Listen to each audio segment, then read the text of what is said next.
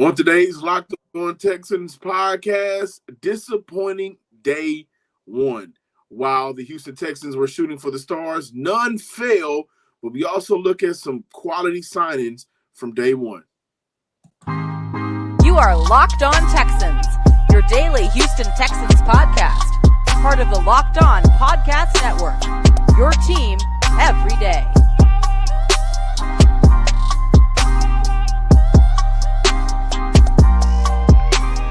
Welcome,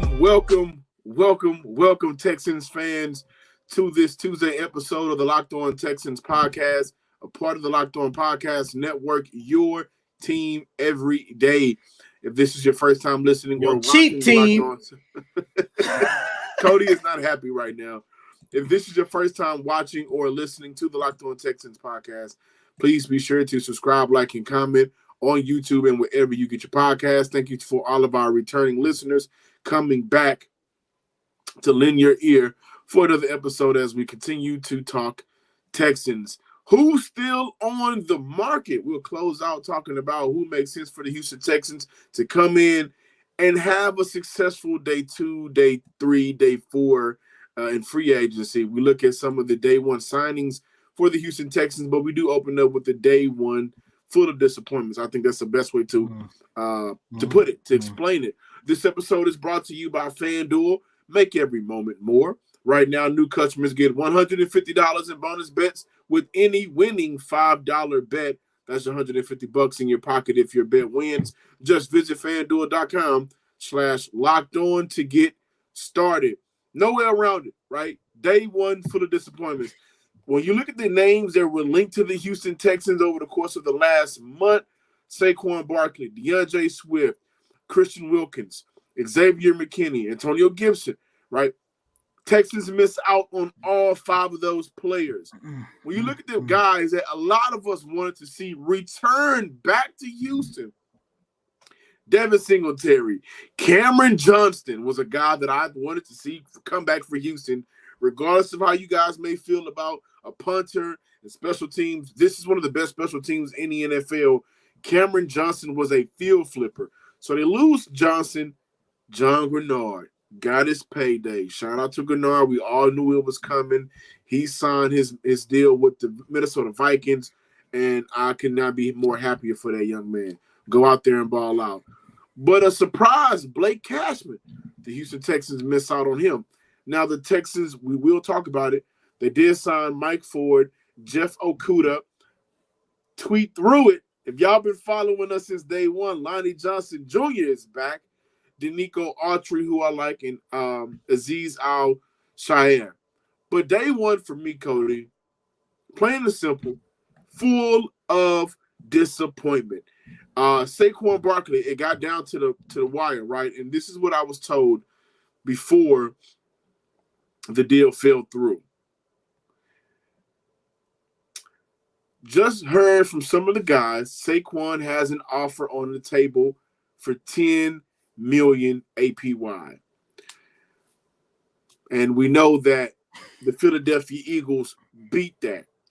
I think for me, guys, it's a disappointing because the Texans had no backup plan for Saquon for their running back position, which is why I think we saw them lose Devin Singletary, right? It was Saquon Barkley or bust for the Houston Texans, and it was all bust. Now you look at Barkley, now the Texans. I think Wilkins, I'm okay with not signing him if I'm a Houston Texans fan or maybe the front office. He got entirely too much. I didn't see him getting a deal where he could potentially make $110 million. That's a lot of money for a guy that in 4 years, he'll be 31, 32 years old. So shout out to him. But overall, I think the disappointment came because you were expecting, if you're following this team, for them to finally say, we're not ugly anymore, we're pretty, come to us. And we got the money to do so, and they didn't do it. And again, Barkley or bust, and it busted right in Houston's face, pause, because they did not have a backup plan. I don't think they had a backup plan for Barkley, and I think for Houston, missing out on Barkley, missing out on Swift, and losing Devin Singletary, there's only one hope left. We'll talk about that. But how do you do that in a span of 5 hours? I think this is one of those moments where you look back and say, Nick Casario, what were you guys doing? And then you ask yourself, what's the plan moving forward? You know, I don't want this to turn into a whole, you guys are overreacting and all this other stuff. But John, the biggest thing that I have an issue with is this. For starters, yes, there are still talented players out there on the market. We'll talk about that a little bit later. But for me, John, listeners and viewers, the disappointment comes like this. Ever since the end of the 2023 season, we look at what you have in CJ, Will Anderson, Tank, Derek Stingley Jr., Nico Collins as of right now. And by the way, we're going to timestamp this episode. We're recording it Monday evening at 7 p.m. So just in case of some news break after we start recording, we'll get to it tomorrow. But we have talked a lot about the Texans are entering a quote unquote championship window. You entered the offseason with close to $70 million in cap space. And with the deals that you made over the weekend, I'm pretty sure that probably went down to, for the sake of this argument, let's say about 61, 62, 63 million. You still had money to play with.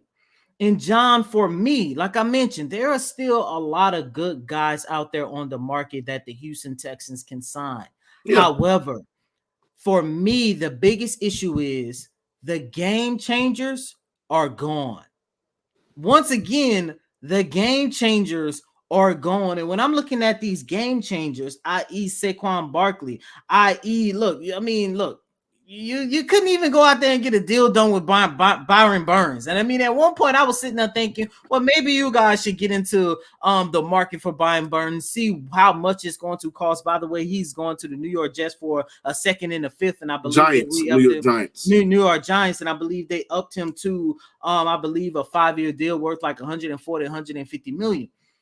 I'm just looking at it from a standpoint. These are the type of players, all these guys who are signing deals on the very first day of free agency. These are the guys that could take you from playoff contention to this championship contention that we have been talking about over the last couple of weeks. Right. And I get it. I understand it. Some people do not like spending money on free agents. I understand that. But you got to keep in mind, in order for your team to take that leap into championship contention, in order for the Texans to have a realistic chance to represent the city of Houston and the AFC in New Orleans, in San Francisco, in Los Angeles, and if you don't get that reference, those are the next three cities that's going to hold the Super Bowl in 25, 26, and 27, when your rookie quarterback and a lot of your rookie core, your young core, are still on their rookie deals. That is where the disappointment come in at. And John, for me personally, it's not the fact that you missed out on the game changers, but to your point, Jonathan Grenard, Blake Cashman, Devin Singletary, Cam Johnston, you missed out on guys to where if we put together a list, and I understand I've been saying this a lot, but if we put together a list of the top 10 most impactful, top 10 best players of the 2023 season, Grenard, Cashman, and Singletary will be on that list. You can make an argument that Cam Johnston could be on that list, because how many times did we see him flip the field in the Houston Texans' favor with his punts? I just did not like how the way the Houston Texans went about their day one of free agency. John, I agree with you. I do believe that it was Saquon or bust, because over the last couple of weeks, every time that I was doing some research, reaching out to people to see what is going on between the Texans and Devin Singletary, I was always told nothing is going on at the moment. And for a second, I just thought that they were just giving me a whole bunch of BS. But now it makes sense, because I don't know how you go from missing out on Saquon Barkley, Josh Jacobs, even Tony Pollard. Hell, you couldn't even land Austin Eckler, and didn't want him. He's not good. But I'm just saying, like, I don't understand how you miss out on these veteran running backs, but at the same time, you end up missing out on Devin Singletary, a guy, John, to your point a couple weeks ago, had they not waste too much time giving Damian Pierce that many opportunities, he would have been a 1K rusher. So that is where the disappointment comes in at for me. They won a free agency. You missed out on the game changers, and you let 3 of your top 10 best, most impactful players walk out the door off of 16 and Kirby for nothing. Yeah, and I think for me, guys, right, it was always okay. We know that you have to move on from somebody, but the plan was, or the conversation was, replacement, right? And so I'm gonna be real with you, right? I'm gonna be dead serious. I'm gonna drop the professional act real quick. Devin Singletary signed for 3 years, 16.5. That came out to 5.5 a year. You couldn't give him that. To your point, there was no backup plan. And I just told you over the last couple of weeks, I've been doing my research, reaching out to people. Hey, what is going on with Devin Singletary? Any updates on Devin Singletary and the Texans? And I've always was told nothing's going on. I was told that just Sunday. And I just thought that was just a bunch of BS. And I think for Houston, that's just malpractice. 5.5 is, I mean, you could have brought him back. At least brought him back on for 2 years. That third year, maybe make it where you can get out of that deal. But what's going on with that? And I just received the message. It looks like as of right now, Joe Mixon is the Houston Texans' top target at running back, who is still available, right? And we also have heard that there is a team in the AFC South that is working, doing their due diligence on Derrick Henry. You put 2 and 2 together in a little bad weather, that sounds like the Houston Texans. And they got some bad weather right now. But Grenard, was it 19.5 he's going to get per year? They could have. Okay, maybe that looks like it's priced out for Houston.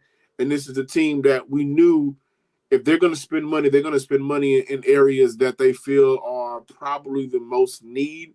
But again, who you're going to bring in to replace that is a question. I was told per sources that look for Houston to draft a DN or a defensive lineman with the number 23 overall pick, and we'll look at how they signed Denico Autry later in the show. But I agree with you there, man. If you were going to miss out on some of the bigger name guys, then I think insurance was important. And insurance with Devin Singletary was a guy that I was really, you guys may not like it, but I was really kind of upset to see go, honestly, because he did so much for this team in 1 year. Also considering the lack of opportunities that he received during the first 7 weeks of the season. And I didn't like Cameron Johnson. This was a day one of disappointment. Now, do I think Houston will have a disappointing free agency period? No. I'm not on that bandwagon yet.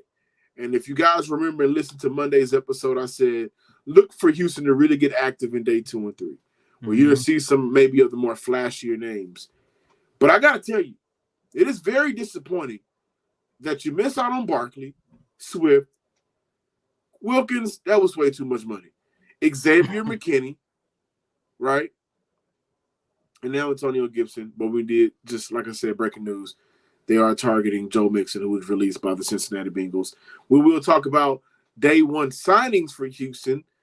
And there's one name on the list y'all should be excited to see back. No, it's not.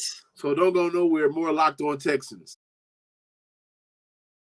Say goodbye to busted brackets because FanDuel lets you bet on every game of the tourney. Whether you're betting on a big upset or a 1 seed, it's time to go dancing on America's #1 sports book. Right now, new customers get $200 in bonus bets if your $5 bet wins. That's $200 in your pockets to use on point spreads, money lines, and much more. Just visit FanDuel.com/locked on and bet on college hoops until they cut down the nets. Welcome back in, ladies and gentlemen, to this Tuesday installment of Locked On Texans, as Johnny and I recap day 1, the disappointing day of free agency. Guys, please, tweet us, put in the comments, let us know your thoughts about day 1 of free agency, because I think if we were honestly speaking, it was definitely a disappointment. And John, I knew that we was in for a bad day. when the very first signing that was announced, of course, from Aaron Wilson of KPRC, that the Houston Texans had brought back Lonnie Johnson Jr. And the first thing he did was tweet through it. I put it like this. I understand that Lonnie Johnson wasn't in the best situation. And you remember his last year here in the city of Houston. I believe it was that 2021 season. He started the season at safety, struggled. They switched him to corner. He looked really good at corner. Then they switched him back at safety, and things just did not work out. I understand there was a lot of turmoil and stuff during this time here in the city of Houston. However, John, I just did not like that signing because first and foremost, you know me.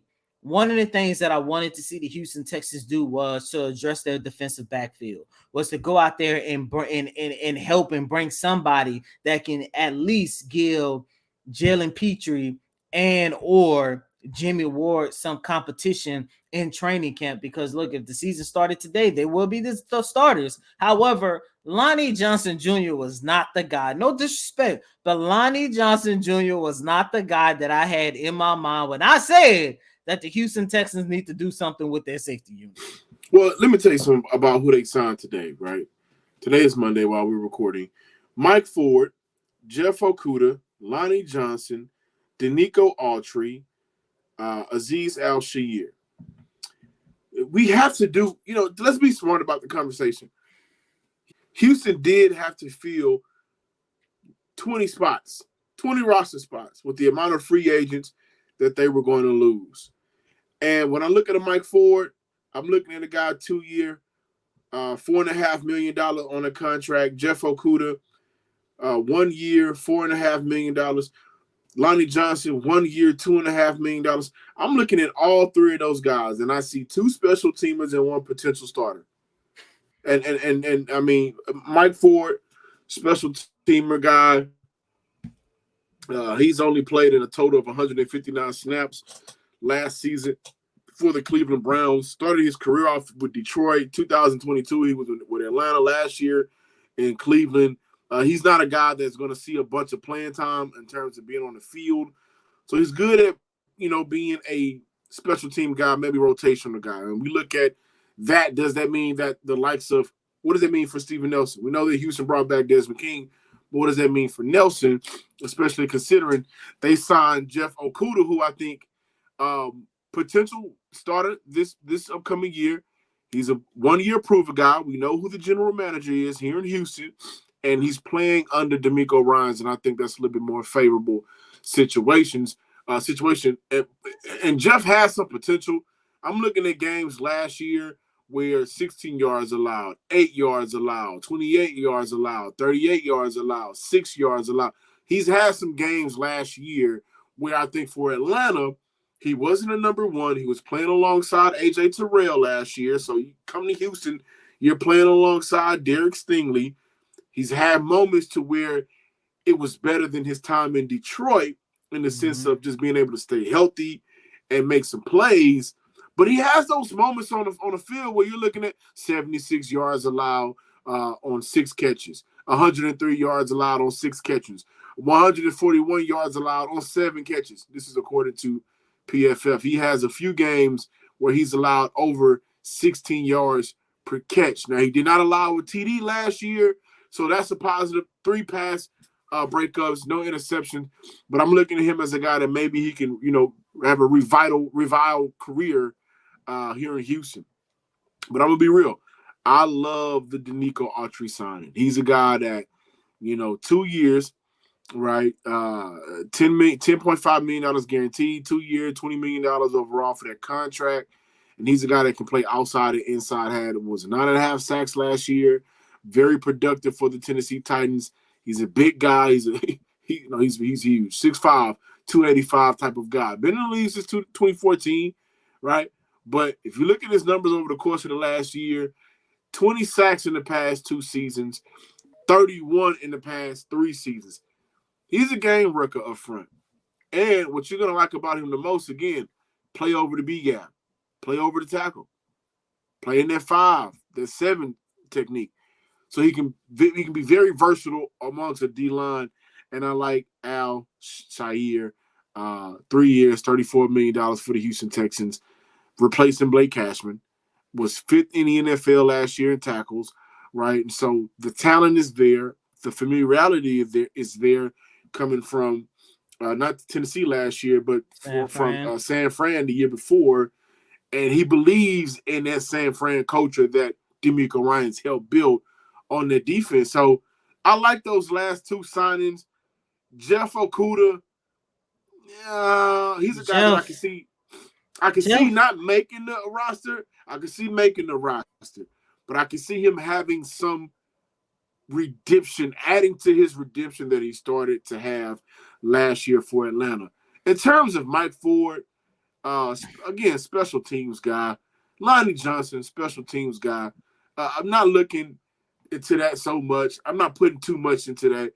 And again, for Houston, they still have maybe roughly 55 to maybe $56 million, maybe $50 million that they can use in free agency to sign some of the bigger names. But I think for Houston right now, the trend will be, Cody, stop me if I'm wrong, they're going to look to kind of spread wealth with some of these contract signings.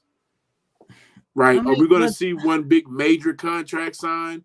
One big major at this point, player? No, because ain't nobody left on the market is Derrick Henry's still out there. If you spread the wealth, yes, that's good. But the next issue is going to be how much can you solidify most of the talent that we wanted to see added to these positions? How much can you do that in the draft now? Because, John, I hear what you're saying about Jeff Okudah, but I'm not confident saying that he's your second lockdown corner next to Darius Stingley. I'm not either. Does that put you in the situation where you're looking at one of your top 3 draft picks, i.e. the number 23 overall pick? I know you played with the idea of them, going out and drafting a corner with their top overall pick. Going back a couple weeks ago at the NFL Combine, Kool-Aid McKinstry saying he had a very good meeting with the Houston Texans. So maybe you go that route. However, what are you going to do with your defensive line? And another reason why I did not like how the way the Houston Texans attacked the running back market. Okay, say for the sake of this argument, you miss out on Derrick Henry. When and how do you address the running back market in the draft now? A running back market in the draft that isn't that good. And then the number 1 running back in Jonathan Brooks, he's hurt. So it kind of, in my opinion, it kind of put them in the bind. So, I mean, I put it like this. It's been a long time since I've been this disappointed in the Houston Texans. Hope is not lost. But for me, it's just like, man, I think they dropped the ball with some of these guys. They either let walk out the door or did not get an opportunity to get a deal done. Yeah. We'll talk about who's still on the market for Houston. A lot of good names out there, a lot of good players out there for the Houston Texans to bring in. I do want to close out with this. We got to move away from 1 and 2 year deals. And 1 and 2 year deals has, I think, handicapped Houston a bit. A main reason why we're seeing how many of these bodies that they have to fill because of the void of free agents now. Over 20 free agents for the Houston Texans. But we'll look at who's still on the market to close out the show. This show is sponsored by BetterHelp. A lot of us spend our lives wishing we had more time. The question is, time for what? Would you use that time to argue about who's the first ballot Hall of Famer? Would you use that time to argue about whether or not Prince is better than Michael or Michael is better than Prince? What would you use that time for if you had an extra hour in the day? How would you use it? The best way to squeeze that special thing into your schedule is to know what's important to you and make it a priority. And with therapy, you can get a lot of help finding what matters to you so you can do more of it. If you're thinking of starting therapy, give BetterHelp a try. It's entirely online, done to be convenient, flexible, and suitable to your schedule. Just fill out a brief questionnaire to get matched with a licensed therapist and switch therapists at any time for no additional charge. Learn to make time for what makes you happy with BetterHelp. Visit betterhelp.com/lockedon today to get 10% off your first month. That's BetterHelp, HELP.com/lockedon. Welcome back in, Locked On Texans listeners and viewers, to this Tuesday episode of the Locked On Texans podcast. Before we close out, who is still on the market? Curtis Samuel is still on the market. We didn't see a wide receiver. Did we see a wide receiver get signed, or was it Gabe Davis. Gabe Davis. Outside of him, I think there might have been one more, but I wouldn't necessarily say outside of Gabe Davis. Maybe not no one. Yeah, remember we talked. Maybe 1-1. Remember we talked Monday. The wide receiver free agent market really ain't about much this year, but I do think there's value in a guy like Curtis Samuel. Houston still has safety problems, right? Quandre Diggs and Justin Simmons is available for Houston, and I think they need to hop on it. Danielle Hunter, if you look at a guy that who you predict can replace the production from John Grenard, no doubt in my mind it'd be Danielle Hunter, who's also still 39 years old, a very productive player for Minnesota last year. He was able to be a baller. He's a footballer. He's a guy that can go in and make plays for you nonstop. I'm looking at the stats right here. 16.5 sacks last year, 10.5 the year before that, right? He's had multiple seasons of 14 or more sacks, and I think he'd fit here in Houston. He's a vet, right? He's a guy that you can bring in for maybe a 3-year deal. That would be, I think, would be considered a splash signing for Houston. But make no doubt about it, day one was disappointing. Day one brought in some quality guys. I think that when you look at either a starter or depth purposes, which is what I've been preaching all year, so I can't change now. Houston desperately needed to bring in depth players to build that depth. That's what day one was, kind of like last year. And now we'll start to see more players by Friday really shape this roster. I'm going straight to the running back market. Derrick Henry is the biggest name still out on there. You got Aaron Jones mixing. You mentioned him early on in the show, John. Is this just one of those situations where they have to take one of those three guys at this very moment? Yeah. And I agree with you. They definitely have safety problems. And Justin Simmons, I would say they need to jump on that right now. The one name that intrigues me only because I just keep going back to how Coach DeMeco Ryans feel about the defensive line. I understand that your man has dealt with a plethora of injuries over the last 2 seasons. However, this year was his healthiest year, and he has shown some flashes that he still got a lot left in the tank. But would you like to see them take a risk, take a chance on Chase Young? When healthy, I still think he could be very beneficial. Here's the thing about Chase Young. And, because this is a penny pinching team, I don't really think he gonna demand that much money as of right now. And I'm pretty sure whoever he goes to is damn sure going to be on a 1-year prove-it deal. Absolutely. And I think that's why I'd be okay with Chase Young. The potential is there. The motor and the effort is what I call into question at times with Chase Young. Really? Sometimes you look at Chase Young and it's kind of like, where are you right now? Right? Where's your motor? But, again, I trust DeMeco to get the best out of players. I really do. And adding a guy like Chase Young would do a couple of things. That would allow you to either A, have a real starter at that edge position that could take off, or that would allow you to really have a crazy D-line unit to where everybody can come in and ball out. He may not be a starter. Maybe a guy that plays in 50% of the snaps. When he's on the field, then he's balling out there. So I wouldn't mind looking at Chase Young, but I do think Houston needs to find a way to replace what John Grenard gave them last year, who had career highs in every category. Thank you for listening and watching this episode of the Locked On Texans podcast. Please be sure to subscribe on YouTube under Locked On Texans and give me a follow on Twitter at John_Hickman 12. Even though day 1 was a disappointment, we still got day 2, day 3, day 4. As the great Aaliyah said, if at first you don't succeed, pick yourself up and sign again. He said try again, but come on, Nick. Sign. And as always, I'm your host, Cody M. Davis. Please remember to follow me on Twitter at CodyDavis_24. Once again, it's Cody COTYDAVIS_24. Until next time, ladies and gentlemen, peace.